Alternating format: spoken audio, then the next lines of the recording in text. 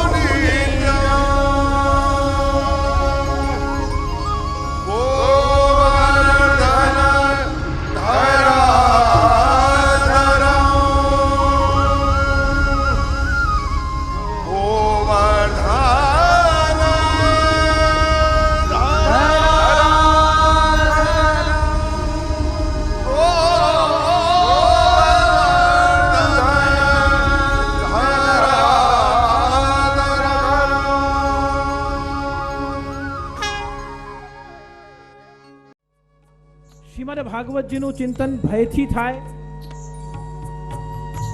કષ્ટ નિવારણ માટે થાય, એ શ્રેયસ્કર છે કે ભાવથી થાય એ શ્રેયસ્કર છે? આપણે કહીશું કે ઓબ્વિયસલી ભાવથી થાય એ જ શ્રેષ્ઠ છે. પછી બધા આધિ વ્યાધિ અને ઉપાધિ તો આપોઆપ વિસર્જિત થશે. કારણ કે જે યુગમાં આપણે જીવીએ છીએ એમાં 3 પ્રકલ્પમાં આ ચિંતન કરવું જરૂરી છે. આધ્યાત્મિક દર્શન. આધ્યાત્મિક દર્શન શું છે? આ ભાગવતજીનું આપણે આધ્યાત્મિક દર્શન કરી રહ્યા છીએ. અને આધ્યાત્મિક દર્શન કરતા કરતા અનુભૂતિનું દર્શન થવા લાગે. એક વ્યક્તિ 30 વર્ષથી સેવા કરે છે, 40 વર્ષથી માળા ફેરવે છે, 45 વર્ષથી યમનાષ્ટક કરે છે. અનુભૂતિ શું છે? આધ્યાત્મ, અનુભૂતિ અને આધુનિકતા, આનું આપણે ત્રણેયનું સમન્વય કરીએ તો સદાંશ, ચિદાંશ અને આનંદ અંશનો આપણને અનુભવ થઈ શકે છે. સચ્ચિદાનંદ રૂપાય એ સદંશ છે મતલબ શાશ્વત છે, ચિદંશ મતલબ પરમ જ્ઞાન રૂપ છે, અને આનંદ અંશનો મતલબ છે કે કોઈ પણ બાજુથી એને અનુભવ કરો. મધુરાધિપતે રખિલમ મધુરમ. જેમ ખાંડનું પર્વત હોય એનું એક સરખી મધુરાશ એની ચારે તરફથી આવે છે, એ પ્રકારે ભગવાનનું અખિલ માધુર્ય સ્વરૂપ, એમનું ચરિત્રનું વર્ણન કરો મધુરમ, સ્વરૂપનું વર્ણન કરો મધુરમ, લીલાઓનું વર્ણન કરો મધુરમ, એમના સખાઓનું વર્ણન કરો મધુરમ, લીલા સ્થલીનું વર્ણન કરો. વૃંદારણ્યમ સ્વપદ રમણમ પ્રાવિશદ ગીત કીર્તિ મધુરમ. જે કંઈક એમનાથી જોડાય છે એ બધું જ મધુર થઈ જાય છે. અને એટલા જ માટે શ્રીમદ ભાગવતજીનું જો આપણે ચિંતન કરીએ તો ભાગવતજીમાં આવે છે, ભાગવતજીને ભાવપૂર્વક જો શ્રવણ કરીએ તો ભાગવતજીને સાંભળ્યા પછી આપણી પાસે ભગવાનનું વિઝિટિંગ કાર્ડ આવી જાય. આ ભગવાનનું સરનામું છે. ભાગવતજીને આધુનિક વિચારકો લખે છે કે ભાગવતજી તો પ્રભુનું વિઝિટિંગ કાર્ડ છે. એમાં સરનામું પણ છે, નામ પણ છે, એમનું કામ પણ લખેલું છે, ક્યાં મળે લખેલું છે, કોની સાથે જાઓ તો લખેલું છે, ક્યારે ક્યારે મળે એમના સમયનું ચાર્ટ પણ એમાં મૂકેલું છે, ક્યારે ક્યારે મળે એ પણ લખેલું છે, કેવી રીતે મળે તે લખેલું છે. ભાગવતજી ભગવાનનું વિઝિટિંગ કાર્ડ છે. તો વિઝિટિંગ કાર્ડમાં આપણને કોઈ પૂછે કે ભાગવતજીમાં ભગવાનનું વિઝિટિંગ કાર્ડમાં કોઈ પણ ફોન નંબર વગરનું તો હોય નહીં, છેલ્લે પિનકોડ પણ હોય એમાં, પણ નંબર તો હોય જ. તો ભગવાનનું ફોન નંબર શું છે? ભાગવતજીમાં સાંભળવા છે, 7 દિવસ આનંદ કરવો છે, પણ કોઈ એવું નંબર આપો કે ભગવાન સાથે વાત થાય, મુલાકાત થાય, ચર્ચા થાય. વિઝિટિંગ કાર્ડ તો આ 12 સ્કંદના ભાગવતજી સ્વયં ભગવાનનું વિઝિટિંગ કાર્ડ છે.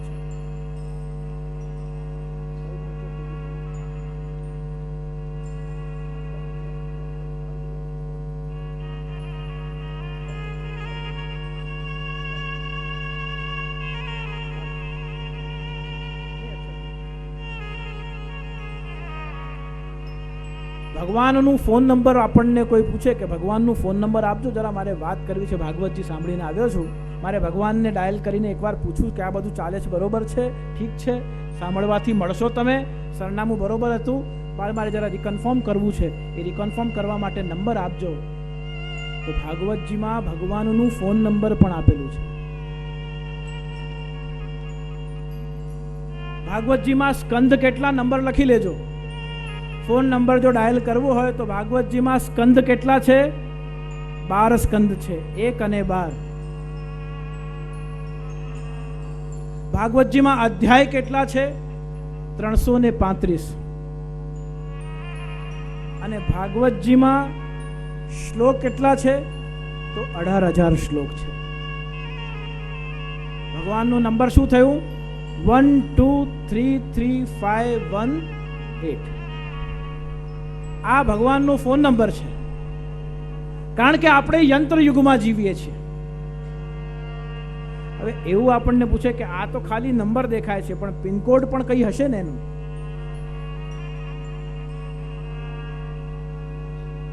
તો ભાગવતજીનો પિનકોડ છે 747.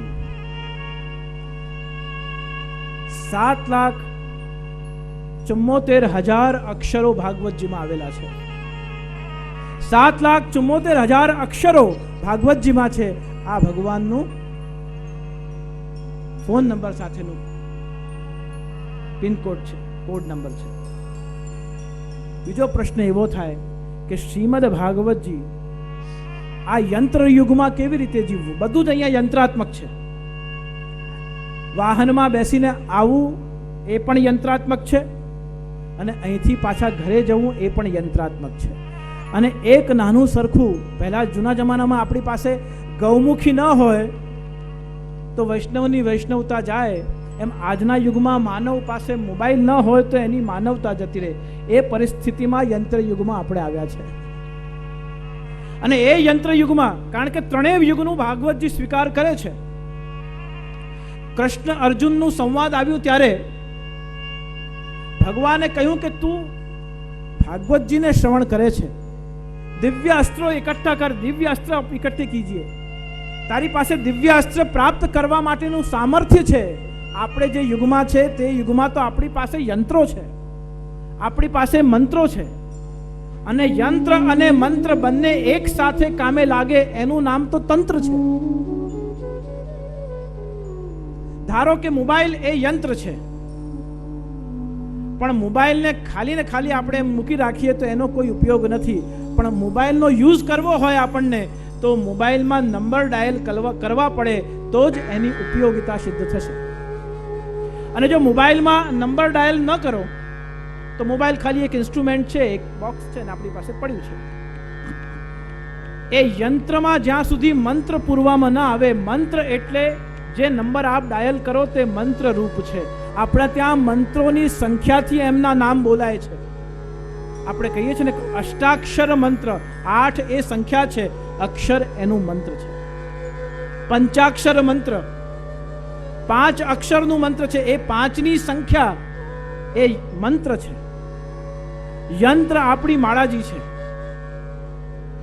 આધુનિક યુગમાં યંત્ર જો મોબાઈલને ગણીએ તો એમાં ડાયલ કરવામાં આવતા નંબર્સ એ એનું મંત્ર છે.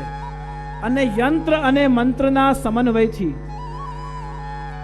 જે ઉર્જા પ્રાપ્ત થાય છે, જે આપણામાં શક્તિ, વ્યક્તિ સામે નથી છતાં પણ સંવાદ થઈ શકે છે, વ્યક્તિ સામે નથી છતાંય ફેસ ટાઈમ થઈ શકે છે, સ્કાઈપી થઈ શકે છે. આ બધું જે કંઈક યંત્ર અને મંત્રના માધ્યમથી જે કંઈક ઉપલબ્ધિ પ્રાપ્ત થાય છે તે તંત્ર છે. યંત્ર અને મંત્રના સમન્વયનો साक्षी ये तंत्र है. ये घटना घटित हो रही है, ये तंत्र है.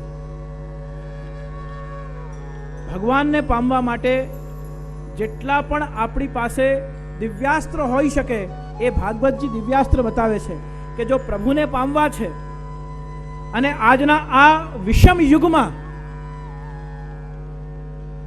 ज्यारे महाप्रभुजी पण 500 वर्ष पछी एवुं कहेवा लाग्या અને આજ્ઞા કરી કે કલૌ ભક્ત્યાદિ માર્ગાહી દુસ્સાધ્યા ઇતિ મે મતિહી.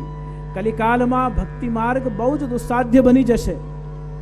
ટીકા નિંદા કરવાનું, પર પરીક્ષણ કરવાનું, બીજા માટે પોતાના અભિપ્રાય આપવાની માત્રા એટલી બધી વધી જશે કે વ્યક્તિ ખરેખર સાચા માર્ગે ચાલીને પોતાનું આત્મદર્શન કરવાનું ભૂલી જશે.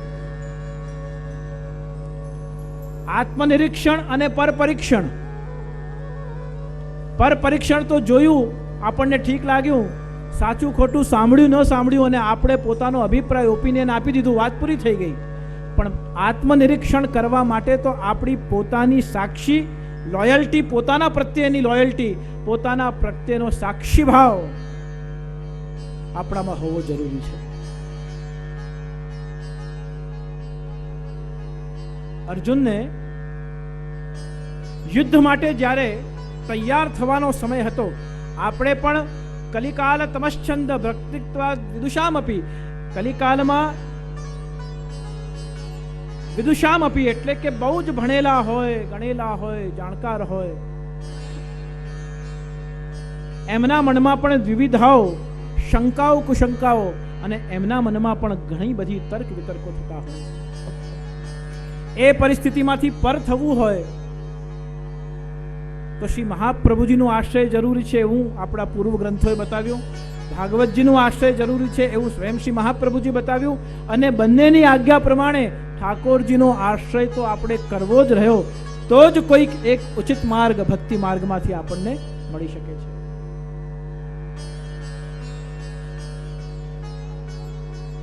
એક સેલ્ફ કોન્ફિડન્સ લાવવા માટે, ભક્તિમાં ગતિ લાવવા માટે, તત્પરતા વધારવા માટે અર્જુનને ભગવાને કહ્યું કે અર્જુન, પાર્થ તુમ દિવ્યાસ્ત્ર એકત્રિત કરો. દિવ્યાસ્ત્રનો મતલબ છે નામ, એટલે કે કયું નામ આપ જપશો. માધવ માધવ કરવું છે, કેશવ કેશવ કરવું છે, ગોવિંદ ગોવિંદ કરવું છે, માધવા માધવા કરવું છે, કયું નામ બોલવું છે. જે નામને આપણે બોલવાના હોઈએ, क्योंकि નામમાં પ્રભુમાં જે શક્તિ છે, જે સામર્થ્ય છે, એ નામાત્મક આ ભગવાનનું વાંગમય સ્વરૂપ છે. આમાં શિયસ્ત ચરણારવિંદ કે વક્ષસ્થલ મુખારવિંદ અંતર્નિહિત છે.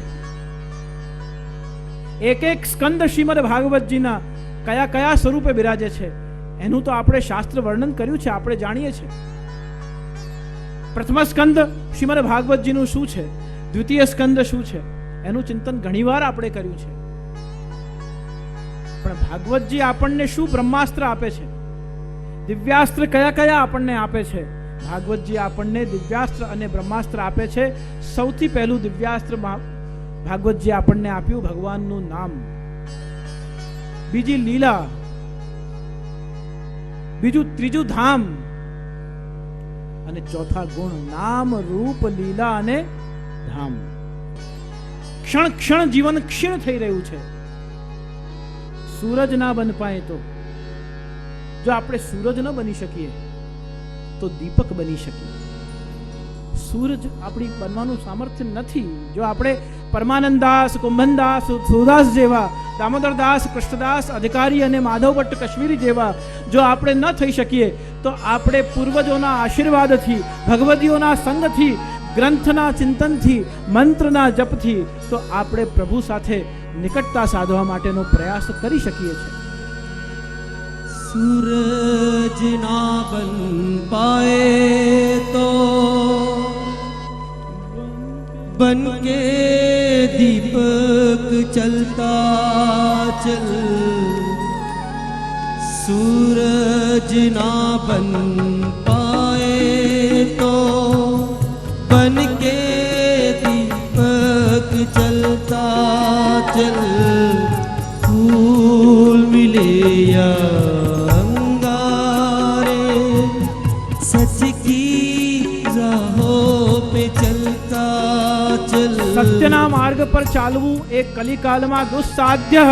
મહાપ્રભુજીના શબ્દોને યાદ કરીએ તો સત્યના માર્ગે ચાલવું હશે તો દુસ્સાધ્ય, બહુ જ અઘરું છે.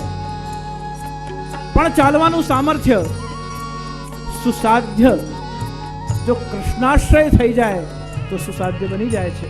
કારણ કે સર્વ માર્ગેષુ નષ્ટેષુ કલૌચ ખલધર્મિણી. ખલધર્મના સમયમાં આપણે હું ને તમે જીવી રહ્યા છે અને એ સમયમાં જીવવું હોય તો આવશ્યક છે. આથમતા સૂર્યએ અંધકારમય જગતને પ્રશ્ન કર્યો હતો કે હવે અમાવસ આખી રાત્રિ આવશે અને ઘોર અંધકાર છાઈ જશે. કોઈ છે સંસારમાં કે મારા જેટલું પ્રકાશ પાથરી શકે? સૂરજની સામે તો કોણ પુકાર કરી શકે? પણ ખૂણે પડેલા એક દીપકે કહ્યું કે સૂર્યદેવ ભાસ્કરાય વિદ્મહે મહદ્યુતિકરાય ધીમહિ તન્નો આદિત્ય પ્રચોદયાત. સૂર્ય ભગવાન પ્રણામ કરીને કહી રહ્યો છું કે જ્યારે આપે જગતના જીવોને લલકાર્યા છે કે છે કોઈનામાં સામર્થ્ય, તો એટલું જ કહીશ કે ભગવાન આપના જેટલું તો નહીં, પણ જ્યાં જ્યાં અંધકાર હશે તે હું મારી શક્તિ પ્રમાણે પ્રકાશ પાથરવાનું કામ જરૂરથી કરીશ. અને એ પ્રકાશ પાથરવાનું કાર્ય સૂરજ ના બન પાए તો બન કે દીપક જલતા ચલો. दिलों को देता है, अश्कों को दामन देता है. जीना उसका जीना है जो औरों को जीवन देता है.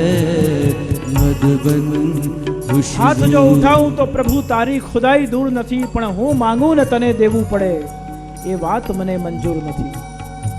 હું માંગી માંગીને યાચક બનીને આવું તારા દ્વારે, પછી તું આપે એ તો કૃપા નથી, કરુણા છે. ધ્યાન રહે. ત્યાં દીનવીન બનીને આપણે ઝોલી ફેલાઈને કે કરુણા ના કરનારા, તારી કરુણાનો કોઈ પાર નથી. ભલે છોરું કછોરું થાય પણ તું તો માવતર કહેવાય. મારી ભૂલોને ભૂલનારા, તારી કરુણાનો કોઈ પાર નથી. અને પછી પ્રભુને આવે કે હવે બહુ એને ત્રાસ આપ્યો, બહુ દુખી કર્યો, બહુ કષ્ટમાં રાખ્યો, બહુ કસોટી થઈ. સેવામાં આપણે જઈએ છીએ અને ઠાકોરજી જો પ્રગટ થઈને એવું કહી દે કે હવે તારી સેવાથી હું પ્રસન્ન છું.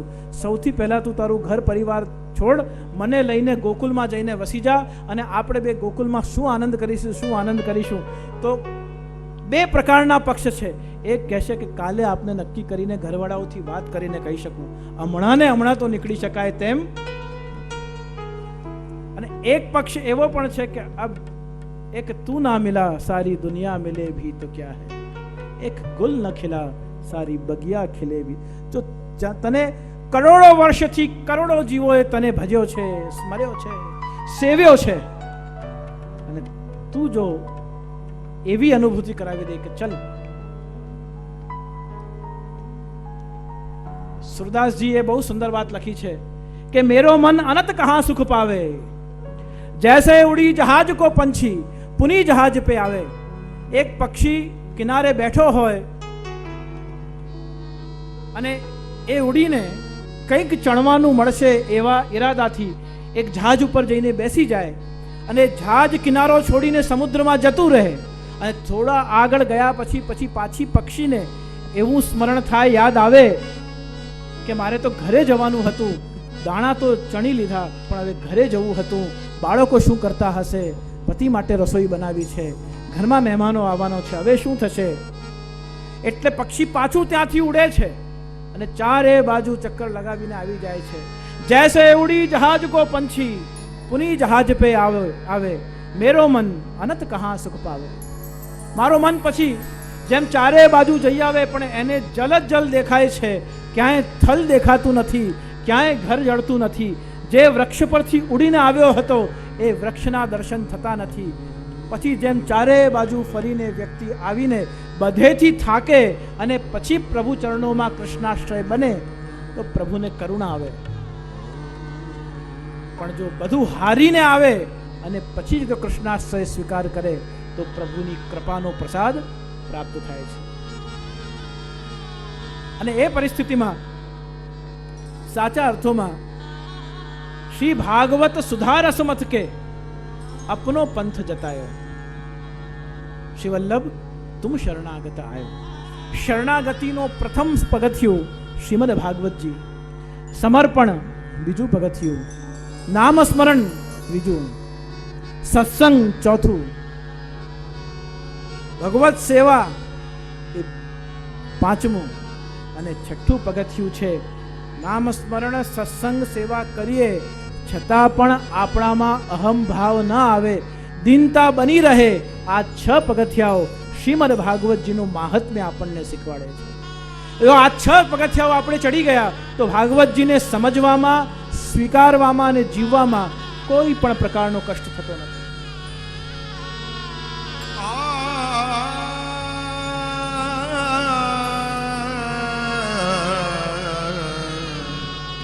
तुम शरणागत आयो श्री वल्लभ, तुम शरणागत आयो श्री वल्लभ, तुम शरणागत आयो श्री वल्लभ, तुम शरणागत आयो,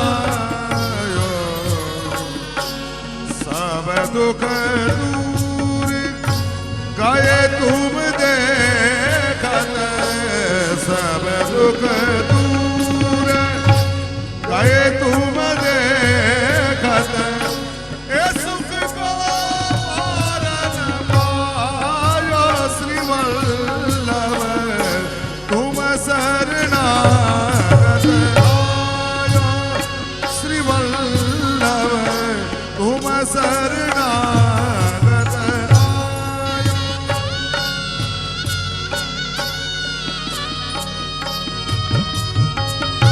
શ્રી મહાપ્રભુજીના પ્રાગટ્યથી લઈને કે આજ સુધી 1535 ચૈત્રવદ 11 થી લઈને કે 2016 6 જાન્યુઆરી સુધીમાં શ્રીમદ ભાગવતજી પ્રમાણે જો ચિંતન કરીએ તો મહાપ્રભુજીનો એક જ આદેશ, કૃષ્ણ એવ ગતિ, ઉપદેશ કૃષ્ણ સેવા સદા કાર્ય.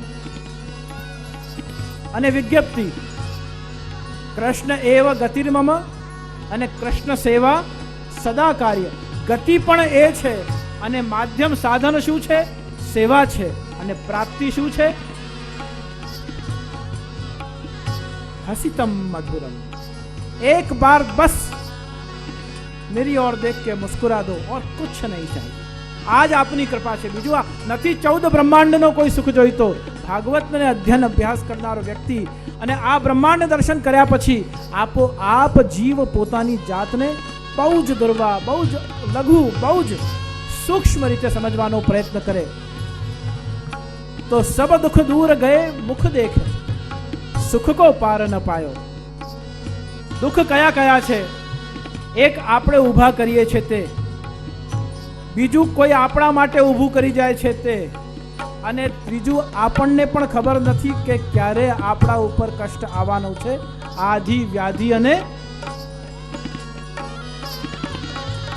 વિવેક ધૈર્યાશ્રય ત્રિદુઃખ સહેનમ ધૈર્યમ. આધિમાં પણ, વ્યાધિમાં પણ અને ઉપાધિમાં પણ કસોટી પ્રભુનો સ્વભાવ છે. જવા દે ને, મારું અહિત તો નહીં જ થવા દે. આ દ્રઢ વિશ્વાસ, સાધન और નહીં આ કલી में જાસો હોત નિવેરો, ભરોસો દ્રઢ એન ચરણન. મારી કસોટી કરે પણ મારું અહિત નહીં થવા દે. કૃષ્ણ એવ ગતિર્મમ. આ દ્રઢ વિશ્વાસ શ્રીમદ ભાગવતજીનું ખેલું પ્રથમ પુષ્પ છે. आगते गोवर्धन धर के ब्रह्म सबंद करायो, अखिल ही लीला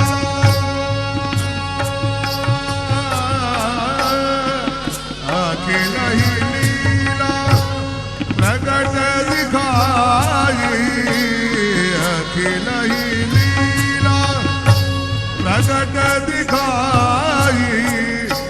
ऐसे वासुकी बताया श्री वल्लभ तुम शरणा. અખિલ લીલા પ્રગટ દિખાઈ, સેવા સુખ ही બતાયો.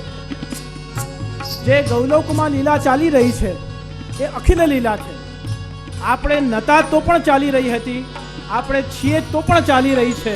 અને આ જો દેહ નહીં હોય, અરે દેહ શું, આ સમુચિત પૃથ્વી નહીં હોય તો પણ અખિલ લીલાનો મતલબ છે જેને કાળ સ્પર્શી શકતું નથી. સનાતન, સનાતન શબ્દનો અર્થ આપ ખોલીને જુઓ. આપણે કહીએ છીએ કે અમારા ધર્મ સનાતન ધર્મ है. એ સનાતન ધર્મનો મતલબ થયો કે આ ધર્મ એવો છે જેને કાળ સ્પર્શી શકતું નથી. આ સૃષ્ટિનું સર્જન નતું છતાં પણ જે હતું તે ધર્મ છે.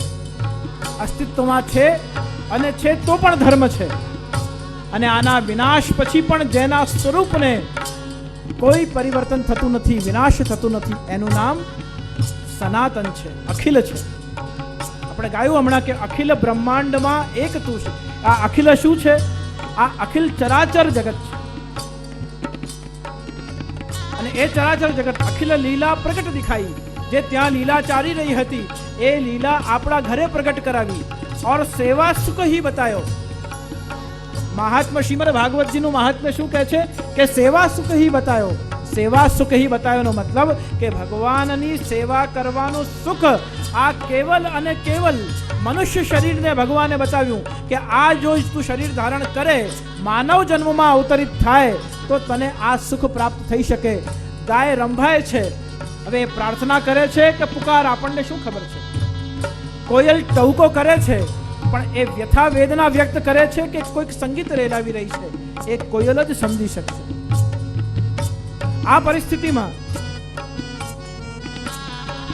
બડે ભાગ માનુષ તન પાવા, સુર દુર્લભ સદ ગ્રંથ નિગાવા, સાધન ધામ મોક્ષ કર દ્વારા, પાહી ન જહી પરલોક સમારા. એ પરલોક સમારા અખિલ લીલા પ્રગટ દિખાઈ. આ જે લીલાઓ ત્યાં ચાલી રહી છે એ પરલોક સમારા, એ પરલોકની જે લીલા હતી, અખિલ લીલા હતી, તે શ્રી મહાપ્રભુજીએ આપણા ઘેર ઘેર પ્રગટાવી. યશોદાજી બનીને આપણે ઠાકોરજીને મંગલ ભોગ ધરી શકતા નથી, પણ યશોદાજીના ભાવથી તો આપણે ધરી શકીએ. નંદરાયજીની જેમ આપણે ઠાકોરજીની રાજભોગ આરતી કરી શકતા નથી.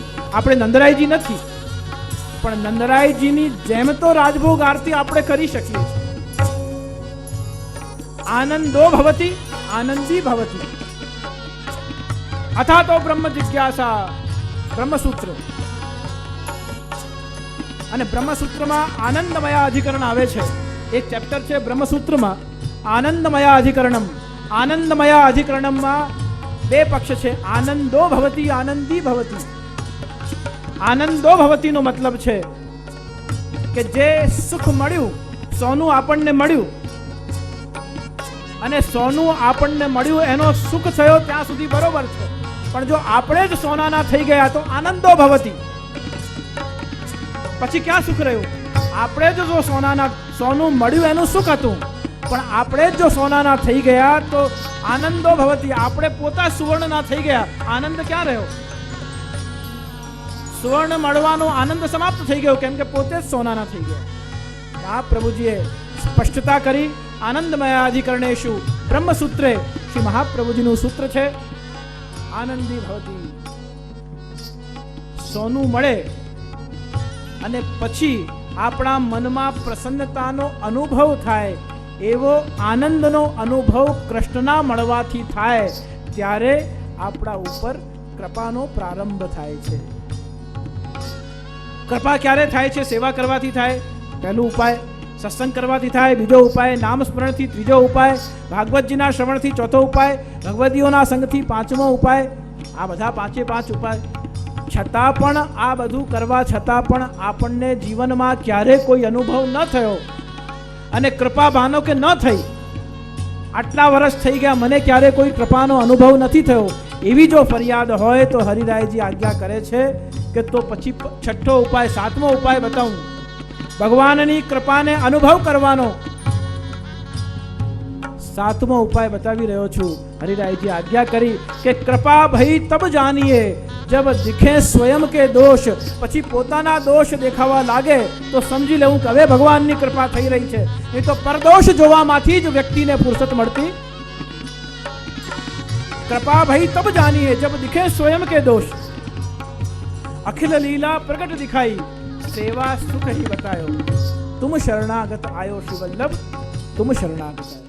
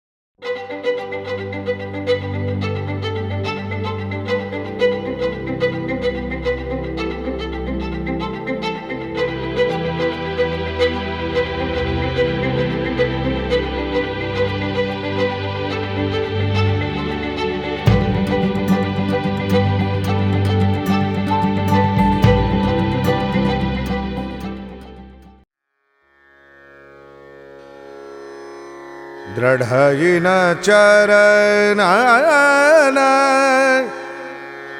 केरो भरोसो.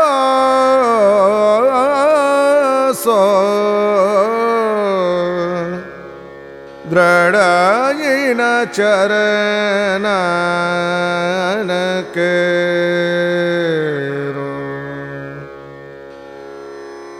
श्री वल्लभ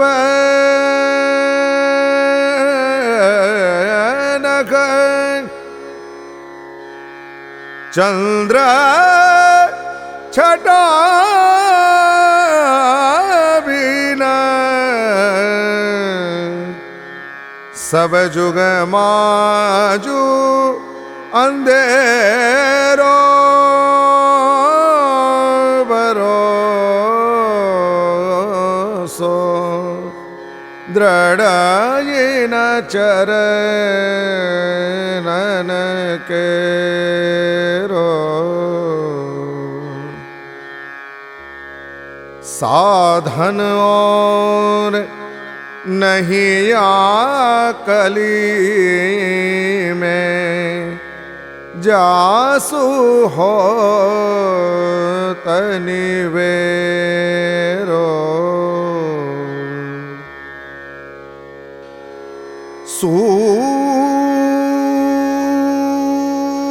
सूर कहाँ कहे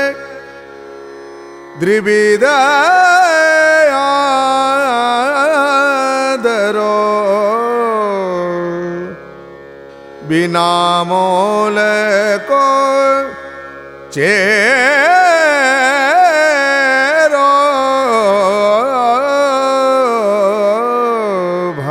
भरोसो दृढ़येन चरणन केरो दृढ़येन चरणन केरो भरोसो दृढ़येन चरणन केरो